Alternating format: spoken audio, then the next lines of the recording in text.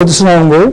6개월짜리 제로금리. 6개월짜리 제로금리, 조금 전에 6개월짜리 제로금리로 10.469 구했잖아요. 이걸 사용해서, 요 사는 6개월 후에 받는 사란 말이에요. 쿠폰. 그걸 현재 가치로 한 거고. 요 사는 뭐예요? 1년 후에 받는 쿠폰인데, 1년 후에 받는 쿠폰을 현재 가치화 시키기 위해서는 1년에 해당하는 제로금리를 썼단 말이에요. 그건 뭐였어요? 조금 전에 구했잖아요. 10.536으로. 10.536을 활용해서 요 사를 현재 가치화 시키고, 1.5년 후에는 이 채권은 104를 받게 되는데, 그것의 제로금리는 몰라. 모르지만 대신 뭐를 알아요? 이 채권의 가격을, 현재 가격을 알아요. 그러니까 이걸 풀면 1.5년에 해당하는 제로금리가 나오겠죠. 그게 10.681%로 계산이 됩니다. 똑같은 방법으로 2년짜리 제로금리도 계산이 될 수 있고, 그것은 10.808로 계산이 되고, 자, 이런 자료로부터 제로금리를, 이렇게, 이런 것, 제로 쿠폰인 경우 제로금리 계산하기가 쉬운데, 상대적으로. 제로 쿠폰이 아니래도 이미 구한 값들을 가지고 거꾸로 신발끈 매듯이 1.5년짜리 제로금리를 거꾸로 계산해낼 수가 있고, 어떻게?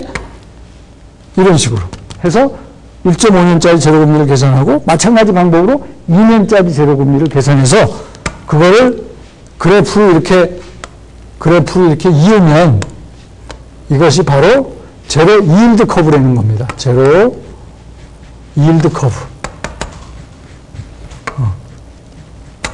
제로 이일드 커브. 이게 뭐예요? 만기까지의 기간. 이게 이일드. 이 이일드는 어떤 의미예요? 자, 6개월짜리가 10.469%다.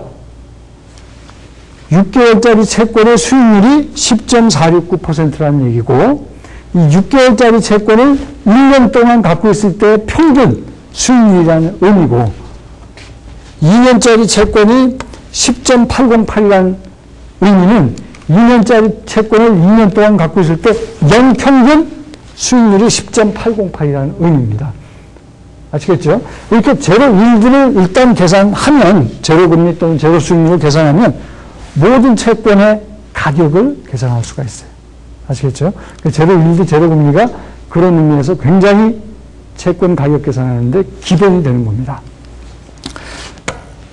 자, 이 제로 일드를 갖고 있으면 또한 포워드 금리를 계산해낼 수가 있어요.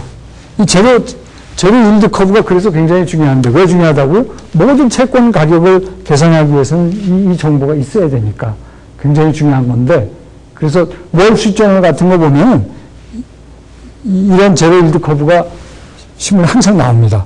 응? 여러분 마이클 블룸버그라는 그 뉴욕의 시장이고, 그 굉장히 블룸버그 통신사를 만든 사람이기도 하는데, 이 사람이 80년대 초에 이런 일드 커브를 만들면서 사실은 그 부자가 된 거예요.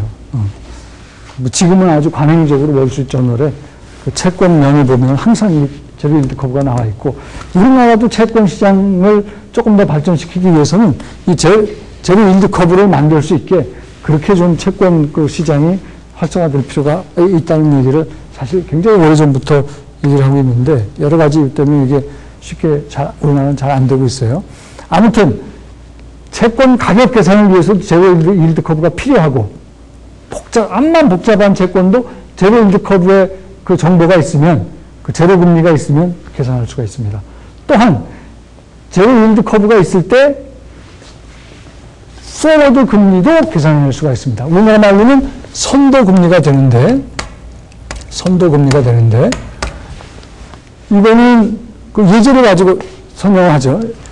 미래 시점의 금리인데 지금 확정되는 금리예요. 그게 선도금리입니다.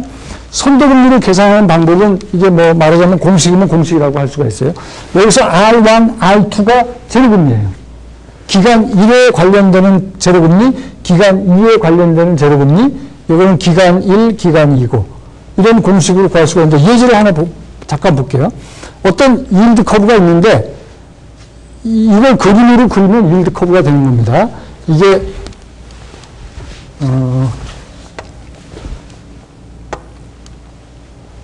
색깔이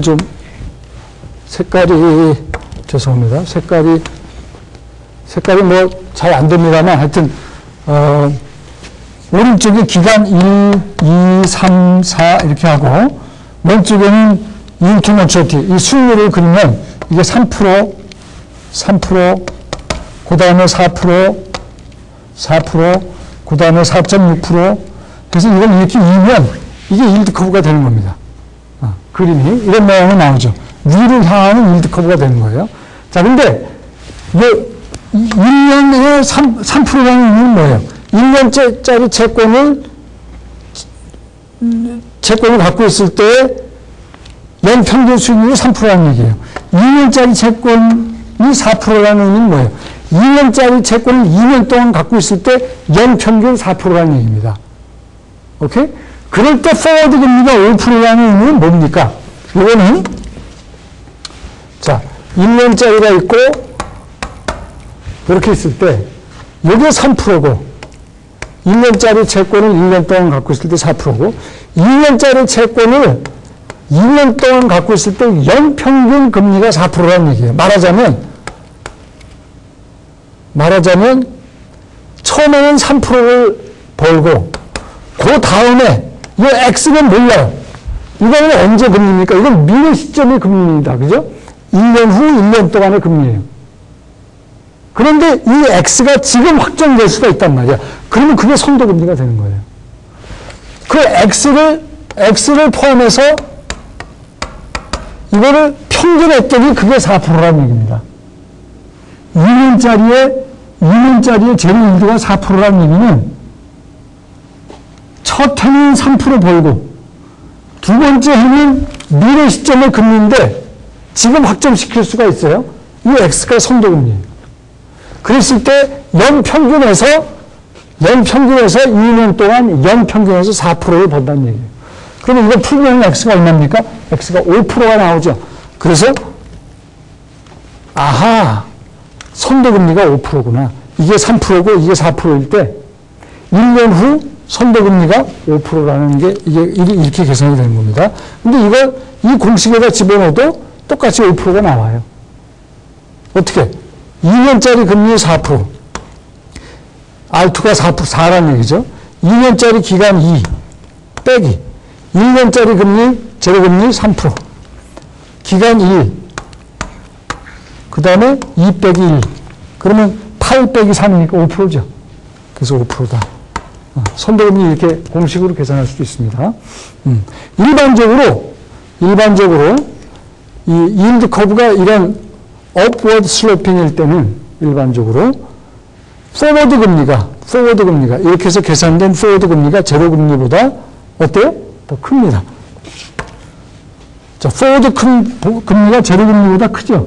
2년에 해당하는 포워드 금리가 제로 금리보다 크죠? 제로 금리보다 크죠? 이게 포워드 금리거든. 포워드 금리가 제로, 각각 기간, 매칭되는 기간에 제로 금리보다 클 때 모양이, yield 커브가 어떤 모양이다? 이런 모양이 됩니다. 이걸 그림을 그려보시면 점점 기간이 길어질수록 어때요? 기간이 길어질수록 제로 일드가 커지죠. 그래서 통상 포워드 금리가 제로 일드보다 클 때 yield 커브 모양은 업워드 슬로핑 모양이고 그 반대가 되면 다운워드 슬로핑이 됩니다. 즉 모양이 이런 모양이 돼요. yield 커브가. 이 파일드는 모르셔도 돼요. 여기서는 모르셔도 됩니다. 여기까지 다 사실은 여러분이 이미 알고 있어야 될 거를 리뷰한 겁니다.